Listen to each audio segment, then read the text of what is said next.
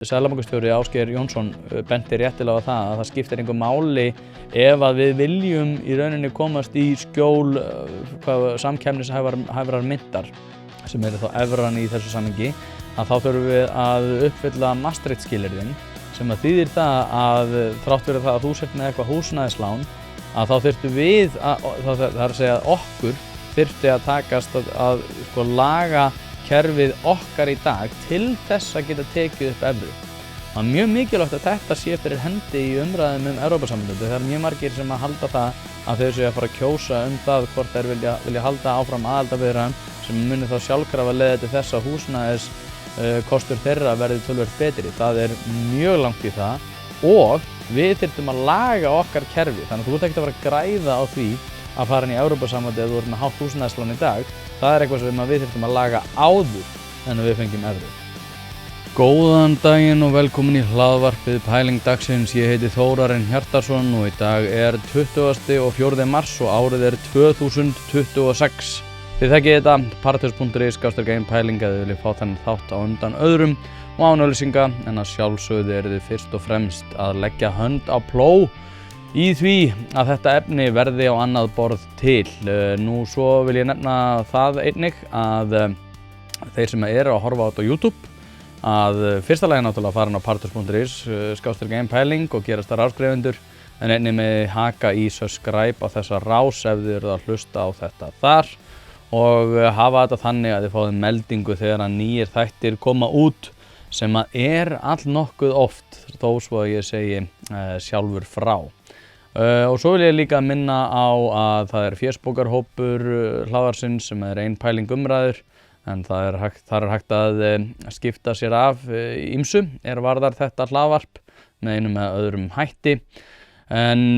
svo við bara vindum okkur í þetta, það er margt í gangi eins og við höfum verið að ræða undanfarna daga sem að mér kannski finnst svona sérkennilegast það hversu erfitt að koma borgarstjórnarkosningum á dagskrá. Athugið það að það eru bara 53 dagar núna í að borgarstjórnarkosningar eiga sér stað og kannski erum við bara, hvað ég var að segja, svona fjarlægast þessum svona bandarískum hefðum varðar kosningar. Þetta hefur verið svona bandarísku veruleiki þar sem að við höfum verið að, hvað ég var að segja, svona kosningabaráttan hefur verið að færast svona fyrr. Það er að segja að hún hefur verið að færast yfir í það að vera svona alltaf jafnvel hálft ár eða svo og kannski þetta eitthvað svona, já, bara eitthvað sem búið að breytast. Fyrir náttúrulega nokkru síðan þá vorum við svona að sjá alvöru pólitískan ágreining svona nokkrum vikum fyrir kosningar, en eftir því sem að stjórnmál hafa orðið svona meiri afþreying að þá hefur þetta færst svona lengra til eins og ég var að nefna. Og sko það er að nefna ýmsar hugleiðingar í þeim efnum, en það sem verður mjög áhugavert að fylgjast með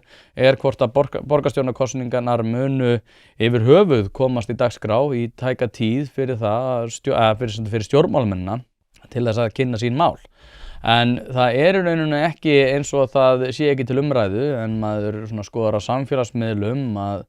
það svona, já, fyrir utan svona hið hefðbundnar þras og umræður, þá hefur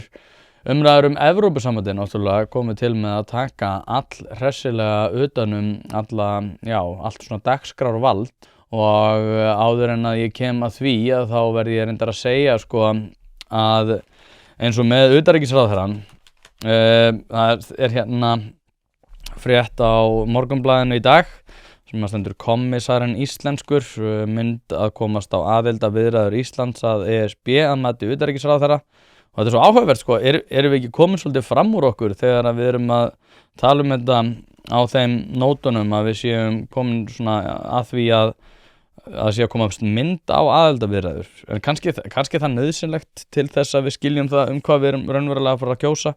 En það sem að mér þótti samt áhugaverðara var að Þorgerður telur líklegt að íslenska kvótakerfið verði tekið upp í Evrópu. Og það stendur hérna, þetta grein eftir Andrés Magnússon. Þorgerður Katrín Gunnarsdóttir utanríkisráðherra metur það sem svo að í hugsanlegum aðildarviðræðum Íslands við Evrópusambandið sé líklegra að sambandið tæki upp íslenska fiskveiðistjórnarkerfið en að Íslendingar þyrftu að aðlaga sig að sjávarútvegsstefnu ESB. Sko ef þetta er rétt, þá það, já, bara risastór þáttur, en það sem ekki alltaf sameiginleg svona sjávarútvegsstefna, þrátt fyrir það þeir tækju upp íslenska kvótakerfið. Ég kann ekki nægilega vel að skýra það út, hvernig það myndi nákvæmlega koma til með að líta út, en það sem mér finnst kannski sérstakara að þetta náttúrulega nýmæli að aðildarþjóð sé að fara að vera það stórtæk í því að komast inn í Evrópusambandið, eða sem sagt á þeim buxunum, að þeir sé að fara að aðlaga sig að okkur. Og það stendur hérna sömuleiðis telur hún að með aðild Íslands að Evrópusambandinu myndi fiskveiði kommissarinn, sá meðlimur framkvæmdastjórnar ESB sem fer með sjávarútvegsmál, koma í hlut Íslendinga. Þannig að við erum bara að fara að stjórna fiskveiðikerfinu í Evrópusambandinu. Ég ætla ekki að taka fyrir það. En það samt að við séum sko í fyrsta lagi ekki einu sinni að kjósa það að hvort að við viljum hefja aftur aðildarviðræður, og komin í það að við séum farin að máta okkur í þá stöðu að við séum að fara að stjórna fiskveiðikerfi Evrópusambandsins sem 400.000 manna þjóð. Það allhressandi. Hvað Írum finnst það, hvað Spánverjum finnst það, hvað Portúgalum finnst það, hvað öllum öðrum þjóðum í rauninni sem hafa eitthvað með fiskveiðar að gera innan Evrópusambandsins finnst það, verður mjög áhugavert að sjá. Og það sem að mér finnst líka bara pínu, og því að það sem að maður búin að vera að sjá svona á ýmsum stöðum, Páll Bartósek var til dæmis með fésbókafærslu núna fyrir ekki svo löngu, þar sem að hann benti á einhverja konu sem heitir Marie Kos, minni mig. Ég held ég að fjallaði eitthvað þetta fyrir ekki svo löngu, þar sem að hún segir eitthvað negotiations with Iceland are underway eða eitthvað álíka, og sem náttúrulega ekki rétt út af því við erum ekki svona að samþykja það, en ok, látum það líka milli hluta. Og Pavel segir hvað allir Íslendingar að segja, að það sé ekkert umsemjanlegt eða engar sérlausnir eða engar undanþágur. Og ég velti fyrir mér sko, veit Evrópusambandið hvernig við erum að tala þetta? Veit til dæmis Evrópusambandið núna að við erum að tala það að ef við göngum inn að þá erum við að fara að taka yfir sjávarútvegskerfið, eða veita þeir að við erum að tala þannig að við erum í rauninni búin að fá undanþágur, þrátt fyrir það að þegar þeir eru spurðir að því hvort það sé undanþágur þá segja þeir nei. Maður svona, er talsambandið eðlilegt þarna á milli? Og sko, maður getur ekki annað en velti fyrir sér hvort að við séum komin svona, hressilega fram úr okkur, og þá sérstaklega Viðreisn, og bara þannig að þeir hlustendur sem vita ekki eða þekki ekki mína afstöðu, þá ég náttúrulega mótið því að við göngum í Evrópusambandið, þrátt fyrir það að hafa verið hlynntur aðild svona út á gjaldeyrismálum gegnum tíðina. En þið getið hlustað svona á mínar hugleiðingar í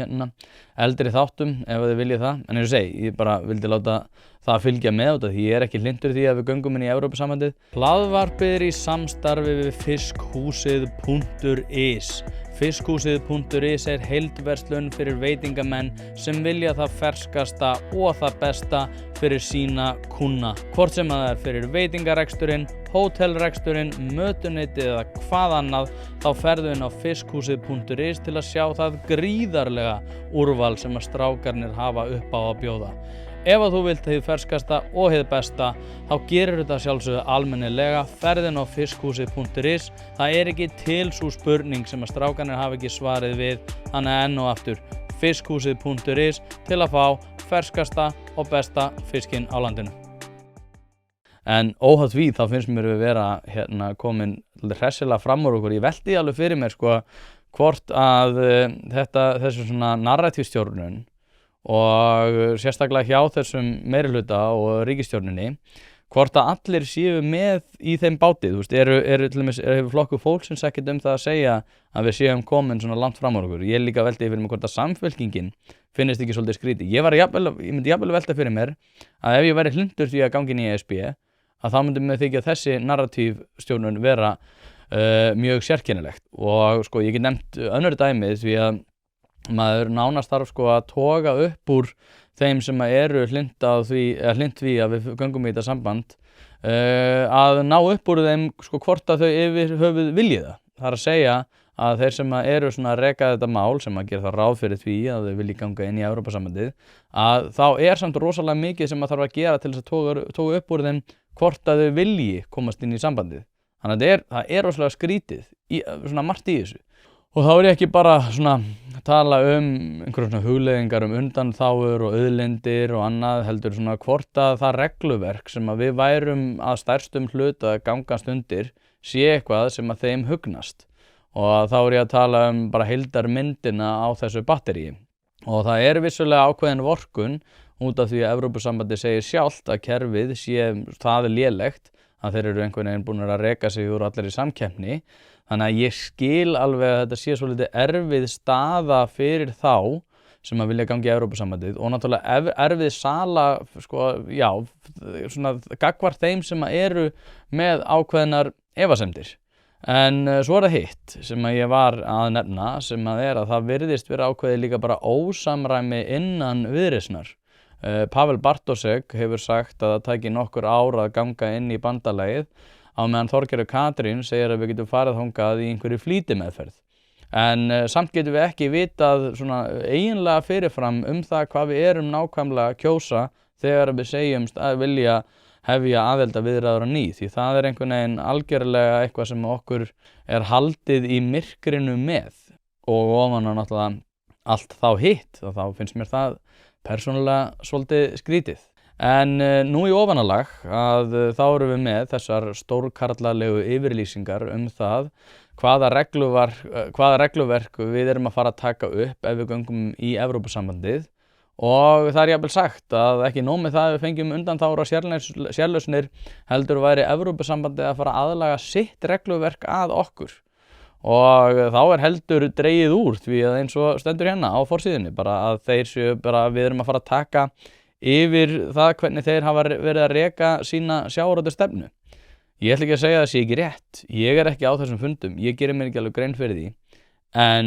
það væri allavega stórkostlega einkennilegt ef að Evrópusambandið væri til í það að við værum í rauninni að fara að reka sjávarútvegsstefnuna og við yrðum einhver svona kommissar í þeim efnum. Kannski er bara samningsstaða okkar svo sterk. Ég leyfi mér að efast það en við sjáum bara til hvað gerist. En eins og ég segi að þá þetta bara allt eftir að koma í ljós. En ég ætla aftur á móti að tala borgarstjórnarkosningarnar í dag og reyndar nokkra aðra hluti og kæla okkur aðeins frá Evrópusambandinu þrátt fyrir það að ég einhvern veginn, maður kemst ekki hjá því að ræða þetta því að þetta er það stór hlutur. En reynum allavega að komast hjá því í dag. RÚV hefur svona tilengað síðustu 2 silfurstáttum í borgarstjórnarkosningarnar sem er mjög ánægilegt. Það var fyrst þáttur fyrir viku þar sem að Samfylkingin, Sjálfstæðisflokkur og Viðreisn komu saman. Og svo var þáttur í gær þar sem að oddvitar Framsóknarflokksins, Miðflokksins og Sósíalista og Pírata mættu saman. Og ég ætla að fjalla aðeins fyrst þennan þátt sem var í gær og svo ætla ég að fara aðeins yfir þáttinn sem var fyrir viku. Og þetta var að mörguleyti áhugavert en það sem var kannski svona áhugaverðast og hefur verið mjög áhugavert í öllum þeim viðtölum sem Ari hefur verið að fara í að Miðflokknum að takast sitt ætlunarverk sem að stjórna narratífi þessara kosninga.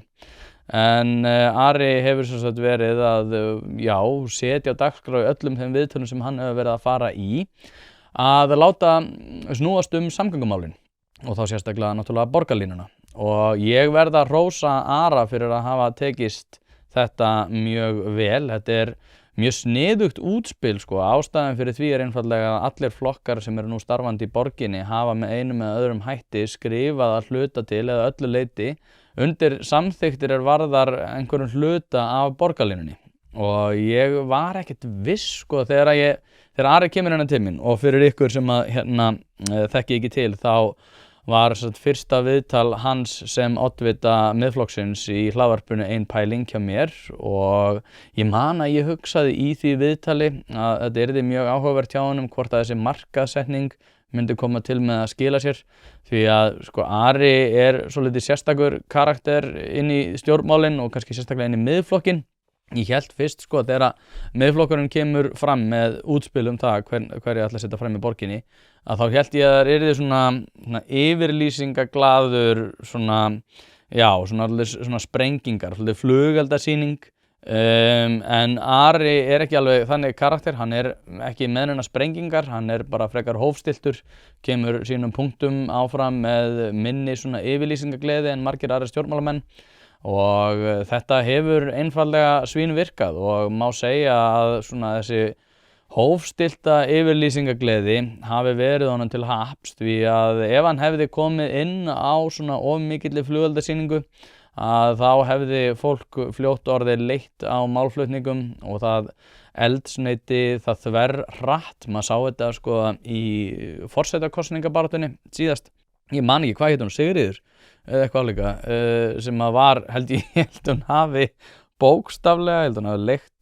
Kjarvalsstaði og var bókstaflega með flugeldasýningu þegar hún kynnti sitt framboð, en það var alveg, fór rosa hátt upp og rosa hratt niður. Og það svolítið það sem að gerist þegar að maður með svona yfirlýsingaglaðan. Það svona, þegar til dæmis Trump hefur náð að halda dampi í sinni yfirlýsingagleði. Munið eflaust eftir þessu árið 2015 þegar hann kemur fram í sinni fyrri kosningabaráttu. Þá segir hann bara Mexikanar eru nauðgarar og eitthvað þannig. Sumt gott fólk og hann náttúrulega náði algjörlega narratífinu en hann náði að halda því. En flestum tekst illa til þegar þeir koma inn með svo mikilli sprengju út af því að þá verður fólk leitt á málflutningunum mjög fljótt og það mjög erfitt líka að halda dampi. Hlaðvarp í samstarfi við heitirpottar.is, hvort sem þið vantar saltvatnspott, hitaveitupott, kaldan pott, sánuklefa eða hvað eina í heita pottinn, þá ferð þú inn á heitirpottar.is og lætur græja þig. Þjónusta á uppsetningum all land og nú jafnvel hægt að fá sér smíðaðan sánuklefa, þar sem að þú færð sánuna nákvæmlega eins og þú vilt hafa hana. Það ekki hægt að setja verðmið á heilsuna eða samverustund með fjölskyldunni og því mikilvægt að huga að báðu og það nákvæmlega það sem að heitirpottar.is auðvelda þér að gera. Hvort sem þú ert að endurnýja gamla pottinn eða gera þetta frá grunni, þá getur þú sendt skilaboð á netinu eða bara einfaldlega kíkt í verslunina að Fosshálsi 13 en þar opið alla virka daga milli 10 og 17 og á laugardögum milli 10 og 14. Ekki drolla við þetta, þú veist að þið langar í heitan pott og sánu heimtíðin, heitirpottar.is græja þetta fyrir þig. Þannig að þetta var mjög sniðugt hjá Ara og Miðflokknum og það sem kannski svona listilegast við þessa strategíu að þegar að látið reyna á þessar hugmyndir þá kemur í ljós að Píratar standa í rauninni einir að sinni hugmyndafræði sem hefur samt verið ótrúlega mikið miðjan í þessum borgarmeirihluta í seinni tíð þegar maður pælir í því. Þá erum við að tala tættingastefnuna og sérstaklega borgarlínuna. Og þarna var Sanna Magdalena fyrir sósíalista sem heitir enda núna Vinstrið, en hún segir einmitt að það sé vissulega mikilvægt að koma til móts við þá hópa sem að nota almenningssamgöngur, en út af því að Píratar hafa lagt svo mikla áherslu á bílalausa þéttingastefnu að þá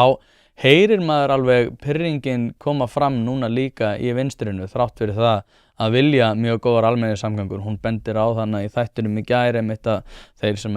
kannski ekki að nota þessar almenningssamgöngur ættu ekkert mikið að vera að fjalla þær og svona að reyna að taka til sín þetta svona narratíf það að fólk sem svona ekkert okkur án okkar í sambandi við almenningssamgöngur. Ég veit ekki hvort að það muni virka. En þátturinn í gær snerist að eiginlega öllu leyti. Það voru einstaka önnur mál sem komu upp en það var ótrúlega mikið bara samgöngumálin og Ari búinn að kynna sér þetta nokkuð vel með einhverja skýrslu frá Þórarni Hjaltasyni. Ég heyri alltaf Þórarinn Hjartarson þegar einhver nefnir þetta nafn en hann gerði sér einhverja skýrslu hvort hann sé samgönguverkfræðingur eða eitthvað þannig og hann bara svolítið þann á lás, segir að þurfa að þrífa götuna til þess að komast hjá svifryki en að því undanskildu þurfi bara að hætta við þessa borgarlínu og það þurfi einhvern veginn allir að aðlaga sig að því og Einar Þorsteinsson var líka þarna en hann að sjálfsögðu fyrir borgarstjóri og oddviti öðru sinni fyrir Framsóknarflokkinn en hann á líka svo litið hróskilið og það ákveðin strategía sem að ég líka að fíla hjá þeim sem að hann náttúrulega bara í mjög erfiðri stöðu út af því að Framsókn ekki hipp og cool í dag eins og hún var í síðustu kosningum þar sem að þessi meðbyr Framsóknarflokksins á landsvísu var svolítið að smitast inn í borgina en Einar svolítið búinn að breyta stíl sem að stolinn eiginlega af Bernie Sanders og á svona hans kosningabaráttu 2015 áður en að forval demokrataflokksins átti sér stað fyrir kosningarnar 2016 og Einar Þorsteinsson nær að máta sér svolítið listilega við þennan stíl og hann sem sagt byggir á því að Bernie Sanders ég sá þetta einu sinni, hann var með ræðu hvar var það? Það var í New York, það var einhvers staðar í Manhattan þar sem hann var með ræðu og það var frekar kalt, ég held að það hafi verið, ég man nú ekki, þetta var einhvern tíma snemma, hvort það hafi ekki bara verið í nóvember eða eitthvað, en hann sem sagt var þarna á lokasprettunum minni mig fyrir forval fyrir demokratana sem að Hillary Clinton náttúrulega vann, það var mikið, var Donna Brazile og Debbie Wasserman Schultz heita þær, ef ég er að munda rétt. Þær sem sagt voru að vinna fyrir CNN, allavega Donna Brazile og hún lag upplýsingunum til Hillary Clinton fyrir kosningarnar við Bernie Sanders og Donna Brazile var að minnir rekin frá CNN fyrir þetta og tók við kosninga, ég held að Debbie Wasserman Schultz hafi tekið við sem kosningastjóri og Donna Brazile fekk líka stöðu hjá Hillary Clinton, þannig að þetta var alveg hálfgalið dæmi og var frægt í kosningunum þar sem að Bernie Bros og þeir sem að studdu Bernie Sanders höfðu að kjósa Trump út af þessum svikum demokrataflokksins. En allavega, þá var Bernie Sanders, hann mætir á svona fundi og ég veit ekki hvort hann hafi gert það nákvæmlega þannig, en kannski gerir þetta þegar hann aðeins heitara, ég þori ekki að lofa því hvort hann hafi gert þannig, en allavega ótrúlega oft þegar hann mætir á einhver svona kosninga kvöld þar sem hann að halda ræður að þá er þetta ákveðin serimóni, ég geti tjekka á þessu og þetta er örugglega til á YouTube, þar sem hann fer úr jakkanum og þetta er augljóslega jakki sem er ekki aðsniðin á honum, þetta er ákveðin svona hei slakið á momentum þar sem að hann er að reyna að fá svona meðbyr í gegnum þessa serimóníu. Það sem hann gerir er að hann fer úr jakkanum og eins og segi, hann er augljóslega ekki aðsniðin og hann er í skyrtu sem að er svona lausleg, hún er lausleg skyrta, hvít skyrta oft á tíðum og þá mætir hann, hneppir frá ermunum og brettir upp og þið getið séð þetta að Einar Þorsteinsson gerir þetta nákvæmlega, þið sjá hann hann sest niður, hann er í jakkanum, hann var í jakkanum rétt áður en hann sest niður og þetta er svolítið fyndið út af því að Sigurður Hagalín var að stjórna þættinum en þeir setja óvart í wide kamera þegar þeir setjast niður sem átti augljóslega ekki að gera. Ég held að hafi orðið eitthvað klikk út af því að þau áttu örugglega að skipta inn í auglýsingar en Sigurður Hagalín var komin fram úr þeim þannig að þau voru að setjast niður þegar á meðan og hún er að tala sem er ekki algengt í Silfrinu. En þannig sjáum við að Einar Þorsteinsson er þarna að klæða sig úr og brettir ekki strax upp ermar en svo sjáum við alveg pollrólur og búm, þarna er hann búinn að bretta upp ermarnar og þetta er í annað skiptið sem að kameran kemur að honum og ef að þetta er ekki pollrólegur gæi sem er að fara að taka til hendinni þá veit ég ekki hvað. Og hann var náttúrulega að reyna að fá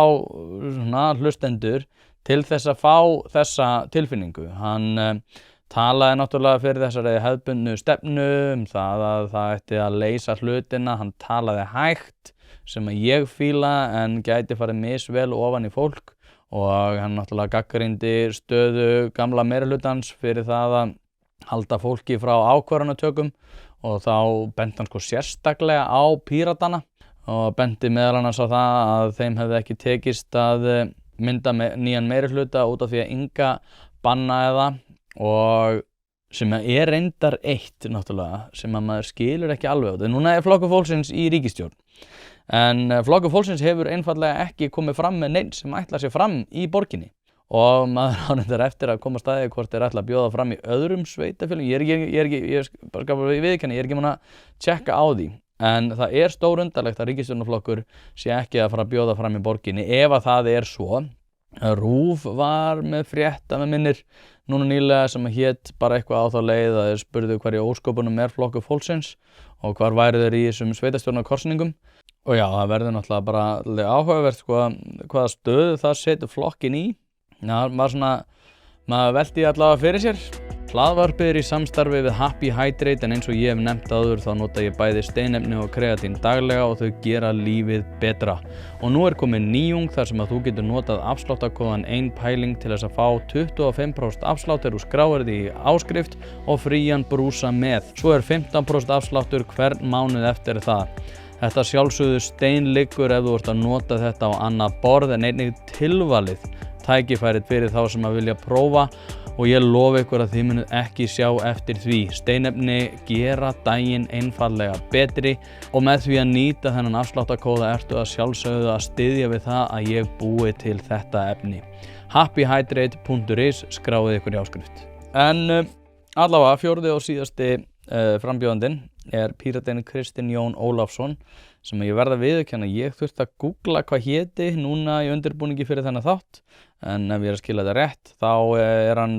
varaborgarfulltrúi núna og hann setti svona ýmislegt á dagskrá eins og gervigreind og samgöngumálin og að mikilvægt væri að virkja lýðræðið sem að eins og ég var að segja Einar sakaði þá að virða ekki nokkurn skapaðan hlut og sagði að Píratar hefðu þaggað niður í til dæmis íbúðalýðræðinu. Kristinn sagði að það hefði samt bara ekki virkað eins og skildi og þess vegna þurfti að endurskoða það. Og ég veit nú ekki nákvæmlega hvernig þetta mál var með þetta íbúðalýðræði en það svolítið þungt þegar að Píratar sem að gefa sig út fyrir að vera mannréttinda og lýðræðisflokkur láta nappa sig fyrir það að segja að lýðræði virki ekki þegar þeim hugnast ekki niðurstaðan. Það rosalega þungur baggi. Fyrsta verkefni eitthvað var að leggja niður íbúðaráðin sem var vettvangur íbúða til þess að koma sjónarmiðum sínum á framfæri. Nei, ég meina þegar menn tala það að fara að ég meina þú verður að útskýra þá hvers vegna þið lögðu niður íbúðaráðin og þögguðu niður íbúð. Það verið að taka nýjar aðgerðir áfram með íbúðum og við þurfum að taka ennþá stærri skref heldur en íbúðaráðina því þau virku ekki sem skildi. Og persónulega myndi ég vilja sjá núna bara á nýju kjörtímabil, ég myndi vilja sjá hverfi stjóra innan hverfana, þar sem að fá aukið vald og aukið samtal við íbúa. Og já, þetta verður eins og ég segi áhugavert. Hann Kristinn má nú samt eiga það. Hann mjög frambærilegur en hann að verja málstað sem að sáralítil eftirspurn eftir og ég held að þetta verði svona svolítið eins og í síðustu kosningum þar sem að verða alveg gríðarlega erfitt fyrir vinstrið og Pírata. Kristinn var góður í því að reka sitt mál en eins og ég segi þá þetta bara erfitt til dæmis að vera að tala gervigreind og að undirbúa borgina undir það svona ákveðin hugmynd sem ég þetta persónulega til að ætti alveg að vera upp á pallborðinu og þá sérstaklega til þess að hliðra til í störfum Reykjavíkurborgar en gervigreindin mun taka til sín gríðarlegt magn svona störfum sem að hefur að gera með pappírsvinnu sem að eiga sér nú stað hjá fólki innan Reykjavíkurborgar sem með menntun sem að mun ekki koma til með að nýtast vel og gervigreindin. Það náttúrulega bara, ég veit það ekki og sama svona gildir eins og með vinstri, þeir svona vilja ekki vera að skera niður en ég held að þau gerir sér alveg grein fyrir því að það svona ákveðin staða fyrir þau, Sanna var góð í þessum þætti en það bara svona svolítið erfitt á þetta því að hún að hoppa þann inn í þann meirihluta. Það búið að vera bara svona þungbært, ekki búið að gerast mikið þannig, allavega ekki sem að tekur eftir. Þau búin að vera svona grípa einhverja bolta til sín eins og með leikskólamálun og annað sem að þau segjast að leysa en ekki alveg með hugmyndir, tala eitthvað Reykjavíkurmódel, tala allt í einu núna það að ætla að auka einhverja uppbyggingu, segjast að hún þurfa að vera á félagslegum grunni. Félagsbústaðir náttúrulega geta ekki rekið sjálfa sig þrátt fyrir það að fá mikið fé. Íbúðir sem hafa verið byggðar á svona rosalega félagslegum grunni sem að þýðir það að fasteignaverð annarra búið að hækka alveg gríðarlega, það leiðir svo til verðbólgu. Þannig að þessi sala bara að verða gríðarlega erfið og út af því að þau vilja náttúrulega ekki skera niður að þá eru þau ekki að fara að hagræða í rekstri borgarinnar þrátt fyrir það að gervigreindin eins og ég var að segja að fara að spara gríðarlega í rekstri á mjög víðum grundvelli, en maður veit ekki alveg hvenær þið opinbera fyrir að nýta út af því að sko hvatarnir liggi ekki alveg fyrir, það engin hvatar í opinberum rekstri til þess að hagræða þennan máta, því eins og við höfum verið allir með að sjá í svona þegar stofnanir eru að sameinast og annað, að þá engin hagræðing í því út af því að það engin rekin, eða þú veist ekki rekin, það engin látin sinna einhverjum öðrum störfum eða eitthvað þannig, þetta bara fer í bara hítina. En það sem kannski merkilegra að það hægt að spara gríðarlega í rekstri borgarinnar með einmitt því að nota gervigreindina. Það aftur á móti mjög lítil eftirspurn svona eftir því hjá því fólki sem að gerir ráð fyrir því að gætu mögulega kosið Pírata. Þannig að með því að setja gervigreindan á dagskrá tel ég að hann Kristinn sé svolítið að skjóta Píratana í fótinn, allavega ef að fólk gerir sig grein fyrir þeim stærðum sem hann að tala eða þeim forsendum og breytingum. En þetta eins og segja, þetta verður mjög skemmtilegt og það hægt að taka þessa umræðu á mjög breiðum grunni því að framleiðni og gervigreind munu koma til með að vera samofin fyrirbæri eftir mjög skamman tíma. Og ég talaði við Hilmar Veigar Pétursson, forstjóri CCP, nú fyrir skömmu,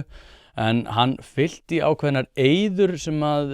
ég hef átt svona pínu erfitt með í mínu þankagangi gervigreind og sem að snýri mitt að framleiðni aukningu á ýmsum sviðum þegar hann talaði þá gjá sem að hefur myndast varðar það hversu mikið aðgengi við höfum að tækni.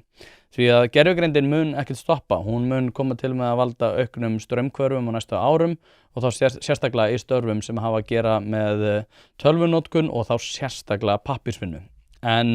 nú hefur til dæmis ríkisstjórnin talað mikið framleiðni ákveðinna starfa og ég langar eiginlega bara að setja það pínu svona para þetta við þessa hugleiðingu sem ég var að tala með Pírata og gervigreindina út af því að ég gerir ráð fyrir því að Kristinn viti þetta það að þegar hann farin að reyna að keyra inn gervigreindina að já, þeir eru kannski að tala einhverja svona mannréttinda hugleiðingar eða eitthvað þannig, en það sem náttúrulega markverðast í þessu að mjög mörg störf hjá Reykjavíkurborg sem hafa að gera með það að vinna með pappír og vinna með einhver svona kerfi og annað eitthvað sem að mun hverfa á svona næstu árum, síðastalega áratugum. En bara svona til að setja það í samhengi við það sem að ríkisstjórnin hefur til dæmis verið að tala að þá það til dæmis ferðaþjónustan og ríkisstjórnin þessi hefur verið að tala það að ferðaþjónustan standi ekki undir sér og sé ekki sjá hagvöxtur sem að við viljum vera að vinna að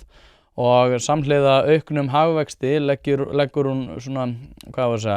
aukna áherslu á það að umbreyta ferðamanna'iðnaðinum eða að minnka hann, gerir ég ráð fyrir. Og ég með svona tvíræðunar hugleiðingar þetta og svona, mínar hugmyndir stanga svolítið á að mörgu leyti. En ég ætla að spila fyrir ykkur stuttan bút úr þætti þar sem ég var að ræða við Þórð Pálsson meðal annars ferðamanna'iðnaðinn. Ferðaþjónustan ekki með næga framleiðni og við viljum atvinnulíf sem byggir á einhver öðru. Segðu allir þessu fólki sem að vinna við ferðaþjónustuna sem að borgar orðið mjög samkeppnishæf laun, það fullt af fyrirtækjum út all land sem að veita þjónustu og sjá þannig fyrir fjölskyldum. Segðu þessu fólki að það sé ekki næg framleiðni í þessu. Og svo að segja, já, við erum að fjárfesta og mikið, eða reiða okkur mikið á ferðaþjónustuna. Hver erum við?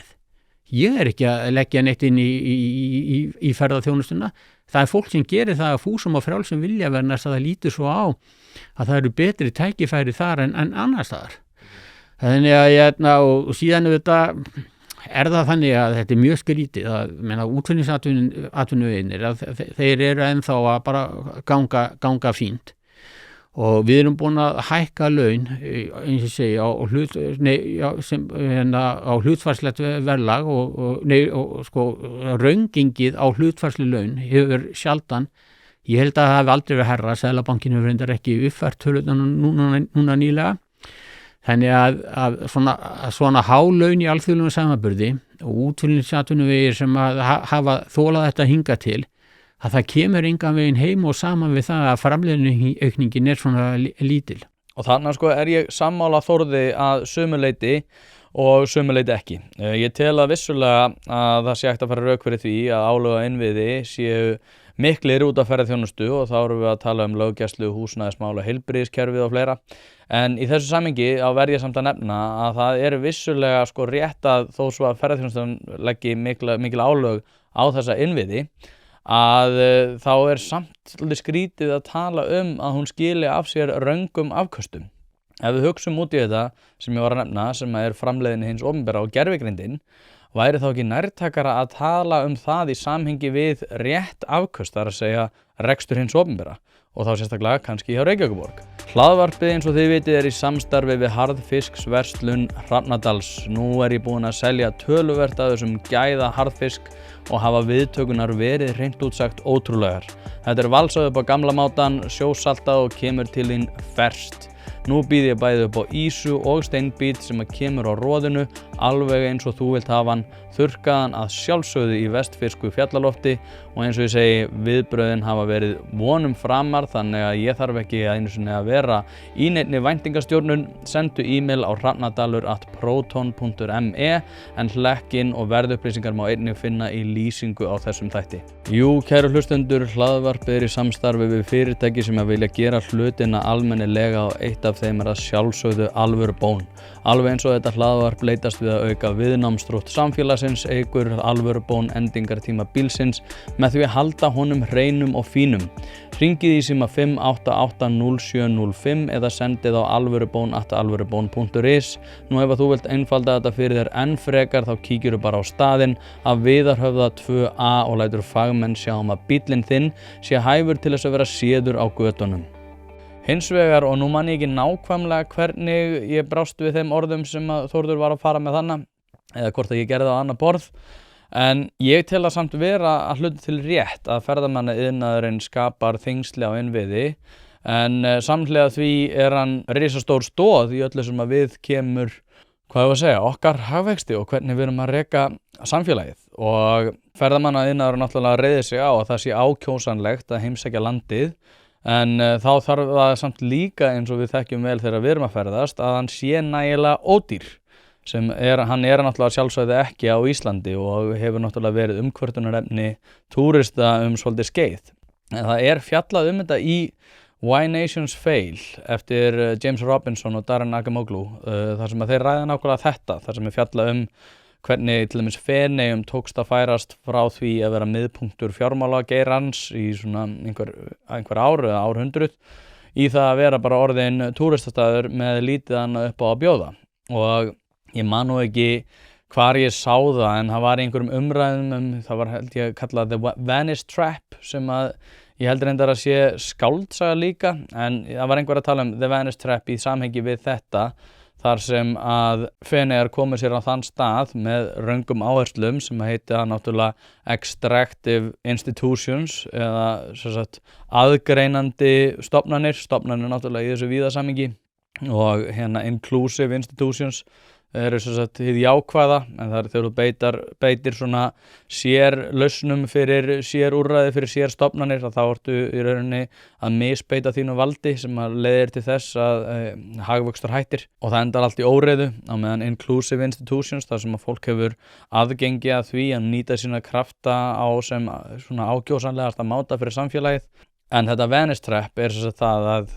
þegar að ríkið reiða sig að stærstum hluta á ferðamanniðinað að þá verður það stærri og stærri stóð þrátt fyrir litla hagvaxtaraukningu og þá neyðast öll kerfi til að aðlaga sig við það að viðhalda sama kerfi. En eins og ég segi þá ætla ég að fara að varlega einhverja yfirlýsingar það hvort að þetta sé nákvæmlega það sem að rætt í Why Nations Fail en þetta samt alveg pæling sko því að það náttúrulega miklar álögur á innviði og Jóhannes Þór sem besti lobbyist á landinu, hann hefur verið að ræða það að ferðamenniðnaðurinn þurfi meira og meira en þegar hagvöxtur á mann ekki að aukast að þá það alveg pínu rétt hjá ríkisstjórninni að það sé hægt að takast á við það. Hins vegar að það náttúrulega miklu nærtakara að byrja þá á rekstri ríkisins áður nú ferð að tala rangan hagvöxt innan ákveðins geira. og mér þótti bara alveg áhugavert að nefna þetta í samhengi við framleiðni hins opinbera og gervigreindina. Því að þar eru langstærstu póstaðnir sem að ríkið geti tekist á við áður en að fara kvart yfir því hvernig ferðamannaiðnaðurinn sem að samt alveg, eins og ég var líka að nefna, eitthvað sem að má alveg athuga. En aftur að borgarstjórnarkosningum, því að þrátt fyrir það að Ara hafi tekist að taka svona svolítið narratífið í þessum, kosningum sem eru núna 16. maí eftir 53 daga. Kristinn flottur, Einar flottur, Sanna líka bara með sinn kjörþokka náttúrulega, verandi sá borgarfulltrúi sem að nýtur hvað mest trausts af þeim starfandi borgarfulltrúum sem í dag, ef ég að munda rétt. Að þá þessir flokkar afgangsstærðir og eins og ég nefndi í upphafi þá voru 3 stærstu flokkunum búið að taka þátt í umræðum í Silfrinu viku á undan þar sem að Hildur Björnsdóttir mætti fyrir Sjálfstæðisflokkinn, Pétur Marteinsson fyrir Samfylkinguna og Björg Magnúsdóttir mætti fyrir Viðreisn og þannig að við tökum þetta kannski bara í öfugri röð. Björg Magnúsdóttir náttúrulega að koma inn í þetta svolítið köld, hún hefur ekki verið í stjórnmálum lengi, hún hefur aðalega verið að taka þátt í svona skemmtiþáttum á RÚV þar sem að meiningin að skemmta fólki og passa upp á það að sé minni ágreiningur sem á sér stað og það sem kannski verst að hún hefur átt svolítið erfitt með að koma sér út úr þessu svona I agree with that möndrunni. Do you agree with that? I agree with that. Og ef ég væri að ráðleggja henni þá myndi ég segja að hún þyrfti bara að kafa ofan í reikninga borgarinnar og fara yfir það sem að helst mætti sleppa sem náttúrulega heill hellingur og setja smá kjöt á beinin í þessum áherslum það að hún ætla að strömlínulega kerfið og einbeita sér svona að kannski 2 til 3 hlutum því að hún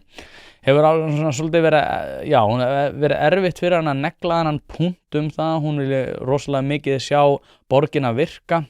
en ég meina hver að fara að koma fram og segjast vilja borg og berjast fyrir því að þessi borg sem að virkar ekki, hún tala líka að hlusta meira á fólkið sem heldur ekki að fara að virka því að það enginn að fara að koma fram og segja að þau vilji vera flokkur sem að berst ekki eða hlusti ekki á fólkið nema kannski Píratar sem að segja að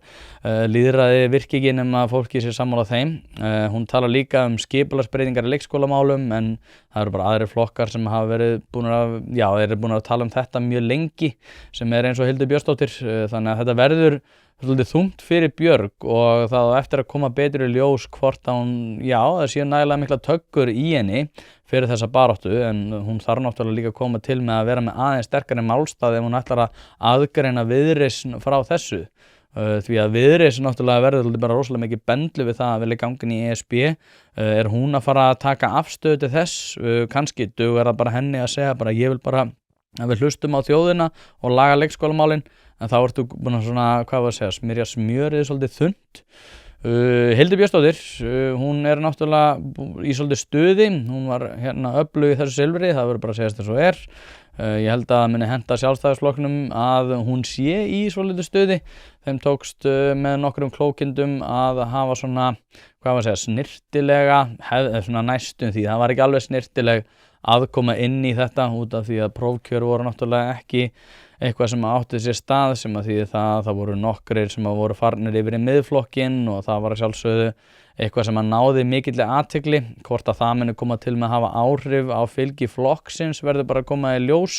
Hún segir rekstur borgarinnar vera ósjálfbæran, auka þurfi lóðaúthlutanir, taka á yfirbyggingu stjórnenda, hleypa einkaaðilum inn í leikskólauppbyggingu, sérstaklega til að takast á við myglu og ruglið sem að búið að vera eiga sér stað þar. Bæta skólakerfið sem að dýrasta í heimi, taka stjórnlyndi varðar fæðingarorlof og stjórnlyndi almennt í borginni. Hún gerði það svona nokkuð vel sem að Ara tekst að gera í þessum þætti sem var í gær sem henni tókst að gera þarna fyrir viku þegar þau mættu saman þar sem hún náði svolítið að setja narratífið. Ég held að þetta muni snúast ótrúlega, auðvitað gera kosningar það alltaf, en ég held að muni vera ennþá meira í þessum kosningum út af því að þetta rosalega fá mál sem að maður þarf svolítið mikla sérþekkingu á. Ari mun örugglega vera svona í því að leiða þessa baráttu varðar málefnin með borgarlínumálunum, allavega ef hann tekst vel til eins og hann búin að gera í öllum þeim þáttum. Hann mætti líka í bítið með Björg Magnúsdóttur þar sem að hann talaði bara samgöngur og þau ræddu það bara í ótrúlega langa tíma og að Björg var einhvern veginn í svolítið þessum svona I agree with that ham. Ég veit ekki nákvæmlega hvort að hvernig þú aðgreinir þig, það líka bara mjög trikki. Hildur nefndi líka að borgin ætti að hætta að vera eftirlitsstofnun og annað. Pétur Marteinsson var ósammála þessu með leikskólana og taldi að þeir ættu að vera á vegum sveitarfélagana og að það þurfi ekki að vera að setja neitt í einkarekstur. Hann benti líka á að það væri engar patentlausnir og að þetta muni bara taka lengri tíma. Það var afleikur að segja það út af því að fólk vill ekki heyra það að það muni eitthvað taka mun lengri tíma út af því að það búið að vera að segja það í mjög langan tíma. En það náttúrulega bara mjög áhugavert líka bara við stöðu Péturs sem að það að hann gæti orðið miklu öflugri, tel ég. Hann svolítið í sömu stöðu og Kristinn Jón hjá Pírötum þar sem að þeir segja að það þurfi að einhvern veginn taka á hlutunum, ekki samt fara varlega í það að segja á hvaða hlutum þeir ætla að taka. Þurfa náttúrulega að segjast samt vera í stakk búnir til þess að taka á málunum án þess þó að gagnrýna rekstur borgarinnar undan farin ár út af því að það var náttúrulega fráfarandi meirihluti sem kemur frá þeim. Þannig að þeir alveg þora ekki að gagnrýna það sem í gangi. Pilsa ekki eins þegar hún ekki frá bæjarins bestu pilsum. Það vita það allir sem hlusta á þetta hlaðvarp að þegar þú ert að fá þér pilsu þá ertu í grunninn að horfa á tvenns konar upplifanir. Það annarkvort sú ánægja sem fylgir því að vera að borða bæjarins bestu pilsu eða sú vonsvikni sem fylgir því að vera að borða pilsu sem ekki frá bæjarins bestu pilsum. Og það vita það í rauninni allir að það þessar tvær upplifanir sem við erum að horfa upp á þegar við erum að fá okkur pilsu. Því mæli ég með því að þú skellir þessu hlaðvarp í eyrun, farir á næsta sölustað og fáir þér tvíhlaupu ásamt einhverju góðu að drekka. En sko það sem vinnur með Pétri sem gæti verið dálítið hentugt það að Samfylkingin allavega ennþá í efsta sætinu og þeir Sjálfstæðisflokkurinn og Samfylkingin búin að berjast það að vera stærst í skoðanakönnunum en Pétur gæti aftur á móti flotið inn með þokkalan fjölda borgarfulltrúa ef að það sama gerist núna eins og gerist þegar að Framsókn var í síðustu borgarstjórnarkosningum þar sem að Einar var náttúrulega eins og ég var að nefna áðan í fararbroddi þar sem að það var ótrúlega meðbyr með Framsókn úr síðustu alþingiskosningum og nú stemningin ennþá hjá Samfylkingunni þrátt fyrir það að það sé farið að verða aðeins erfiðara að þá eru þau ennþá í gríðarlegum ham og sést bara á þeim fundum sem þau halda, þeir eru vel sóttir og það stemming út af náttúrulega Kristrúnu Frostadóttur sem besti stjórnmálamæðurinn, það bannaði að gagnrýna hana eins og ég hef oft sagt hérna en það verður bara gaman að fylgjast með þessu ég veit ekki nákvæmlega hvernig það mun spilast úr þessu en kannski skemmtilegast við þetta það verður og það gæti unni með út af því ég var að tala með ESB-umræðunar sem að fara að skyggja á þetta það verður svolítið spennandi að fylgjast með því þegar að borgarstjórnarkosningar komast á dagskrá að það eru svo marga breytur sem að gætu verið fyrir hendi þannig að gæti alveg orðið stemming fyrir þessu en það verður örugglega bara aðlaga að þessum hvað við segja, prísamfélagsmiðla stemming þar sem að við erum bara nokkra vikur með kosningabaráttu og kannski verður það bara skemmtilegri en við sjáum bara hvernig þetta verður það verður náttúrulega eitthvað sem við munum koma til með að sjá því að lífskjör að fara að rýrna hratt á næstunni og í því samhengi langar mig reyndar að spila fyrir ykkur annað myndband úr þættinum með Þórði Pálssyni húsnæðisverð þar sem að við vorum að ræða það hvaða áhrif versnandi lífskjör, verðbólga, atvinnuleysi og fleira hefur á húsnæðisverðið og Þórður var með áhugaverðar hugleiðingar það. Húsnæðismarkaðinum þá ég enn sannfærður það núna að við eigum eftir að sjá lækkun þar og svo það tvennt í því annars vegar ef við horfum á það var í síðustu peningamálum komum við út í febrúar þá var það sölutími nýrra íbúða það var komið upp í 16 mánuði og það ekkert sem að bendi til held ég að ég gefa manni góða ástæði til þess að ætla að næstu 16 mánuði verði eitthvað betra en síðustu 16 mánuðir þannig að ég held að 16 mánuði sé bara besta punktnati á því hvaða tíma það mun taka að selja nýjar íbúðir verktakar að fjármagna þessa íbúðir yfir 1% vöxtum á mánuði, þannig að þarna erum við kannski að tala um 16% eða meira sem að vaxtakostnaðurinn sko hleðst upp og þá spyr maður sig, það ekki bara miklu betra fyrir þá að slá ég ekki 10 þess vegna 15% af verðinu og losna við þessa áhættu. Nú fasteignamarkaðin hefur svolítið hangið á því að menn svona töldu að við værum í vaxtalækkunarferli og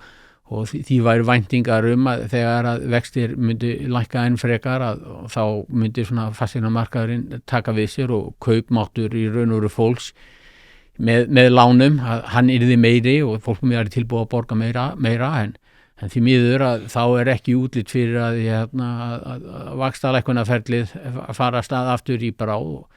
og ekki útséð að vaxtahækkunarferlinu sé lokið. Ég held að það sé í dag allan að það sé meiri líkur en minni að það verði vaxtahækkun aftur í maí. Það er erfitt að segja það eftir að koma 2 verðbólgutölur þangað til og margt sem getur breyst en útlitið ekki gott. Nei, útlitið ekki gott og við erum náttúrulega með alveg mjög riðlað og brenglað verðskinn líka. Við erum búin að sjá ótrúlega sviptingar allt frá COVID þar sem að við mistum algjörlega vitið að öllu sem að við kemur fjármunum og samhliða því við náttúrulega fórum að endurskilgreina mannréttindi sem er náttúrulega bara heil umræða út á fyrir sig og það sko eins og Þórður var að nefna, það mjög mikið af íbúðum á lager, maður samt að heyra að nú eru háskólamenntaðir held ég að fara að búa til einhver húsnæðisfélag sem á að vera eitthvað óhagnaðardrifið, náttúrulega það eins og við lærum ekki neitt en það ótrúlega sérstaklega núna mun húsnæðisverð að öllum líkindum lækka ef að forsendur breytast ekki. Það verður líka áhugavert að sjá sko ef að atvinnuleysi eykst mikið að þá fara erlendir